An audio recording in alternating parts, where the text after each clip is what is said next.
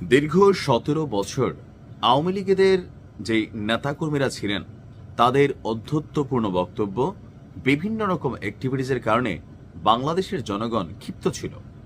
তবে কখনো কোনো রাজনৈতিক দলের পক্ষ হয়ে সরকার পতনের জন্য রাজপথে বাংলাদেশের জনগণ কখনো নামে নাই। কোটা আন্দোলনকে কেন্দ্র করে যে পরিস্থিতি তৈরি হয়েছিল, ওই সময় সারা দেশের জনগণের মধ্যে এই যে ছোট ছোট ক্ষোভ, যেমন ধরেন একজন গৃহিণী, তিনি গ্যাসের দাম নিয়ে সরকারের উপর বিরক্ত ছিলেন। একজন পরিবারের গৃহকর্তা বিদ্যুতের দাম নিয়ে তিনি বিরক্ত ছিলেন। একজন ঠেলাগাড়ি চালানো, একজন রিক্সা চালক, একজন হকার, লোকাল চাঁদাবাজদের উপর বিরক্ত ছিলেন। প্রত্যেকটা মানুষ বিভিন্ন স্টেপে বিরক্ত ছিলেন। আবার যারা সরকারি কর্মচারী কর্মকর্তা ছিলেন, আওয়ামী লীগের বাহিরে গিয়ে আপনার বিএনপির পক্ষে অথবা শহীদ প্রেসিডেন্ট জিয়াউর রহমানকে নিয়ে যদি একটা স্টেটাস দিত, চাকরি হারাতে হয়েছে, শোকজ হয়েছে, অনেক কিছুই হয়েছে। এখানে এগুলোতে মানুষের মধ্যে যে সুপ্ত ক্ষোভ ছিল, সেগুলো যখন এই কোটা আন্দোলন সরকার পতনের একটা আন্দোলন হইল, তখন জনগণ কিন্তু রাস্তায় নামছে। আর আগামী দিনে যারা ক্ষমতায় আসবেন, আপনারা ঠিক এই জিনিসগুলো ভুলে গেছেন যে এই ছোট ছোট জিনিস আপনাদের জন্য বুমেরাং হতে পারে।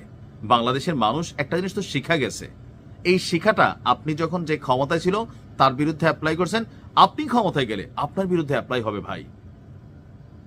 সাম্প্রতিক সময়ে ওয়াজের মাঠটা আমার কাছে কোথাও না কোথাও মনে হচ্ছে বেশিরভাগ জায়গায় জামাতের পক্ষে ব্যবহার করার চেষ্টা করা হচ্ছে। এমনকি এমন এমন অধ্যত্বপূর্ণ কথাবার্তা বলা হচ্ছে যা জামাতের এই যে সুসময় বা জামাতের এই যে ক্ষমতার দিকে ধাবিত হওয়ার মতন একটা পজিটিভ পরিস্থিতি, জামাতের আমির থেকে শুরু করে সাধারণ নেতাকর্মীরা একটা বড় অংশ যেভাবে জামাতকে পজিটিভলি ভাইব করতে চাচ্ছে, রিপ্রেজেন্ট করতে চাচ্ছে, অপরদিকে হাতে গোনা গুটি কয়েক নেতা ইদানিং সময় আউলাই গেছে। মনে হচ্ছে যে আওয়ামী লীগের থেকে এগুলো আরো ফেসিস্ট হয়ে যাবে। কেন? একটা মাহফিল, এটা কি জামাতের টাকার মাহফিল? একজন মানুষ কেন মাহফিলে আসবে? দিনের আলোচনা শোনার জন্য। একটা মাহফিল স্পন্সর করে কে, টাকা দেয় কে? একটা রিক্সাওয়ালা, একটা ফকিরনি, দল মত নির্বিশেষে সবাই দেয়।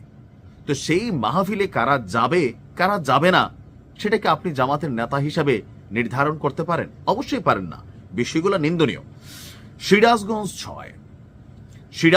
৬ আসনে জামাত ইসলামের মনোনীত প্রার্থী এবং উপজেলা জামাতের আমির মোহাম্মদ মিজানুর রহমান বলছেন, যারা দাড়িপাল্লার পক্ষে থাকবে না তাদের কোরআনের মাহফিল শোনার কোনো দরকার নেই। কেন ভাই? হু আর ইউ টু ডিসাইড? কে আপনি যে ডিসাইড করবেন যে দাড়িপাল্লার পক্ষে অর্থাৎ জামাতের পক্ষে থাকবে না, তাদের কোরআনের মাহফিল শোনার কোনো দরকার নাই? মানে কোরআন কি জামাত একলা দখল করে ফেলছে? বঙ্গবন্ধু যেমন দখল করে ফেলছিল আওয়ামী লীগ, বিএনপি যেমন জিয়াউর রহমানকে দখলের চিন্তা করে, বেগম খালেদা জিয়ার চিন্তা করে, তা আপনিও কি কোরআন সুন্নাহ সব আপনি দখলে নিয়ে আনিছেন? এই ধরনের বেয়াদবি কথাবার্তা ভাই আপনাদের কিন্তু জামাতের জন্য ক্ষতিকর হচ্ছে। ওই যে একটা আনছে, এত বছর বিএনপি করছে, বিএনপির চাইটা চুইটা যখন দেখছেন নমিনেশন পাবে না, এই যে ফজু পাগলা, আমি ডক্টর ফয়জুল হক, ফজু পাগলা, শিক্ষা বলে ডক্টরের ডিগ্রি আছে, কথাবার্তায় আচার আচরণে কোনো কিছুতে তার নাই, আগা গোড়া দেখলেই বোঝা যায় এমপি হওয়ার ধান্দা।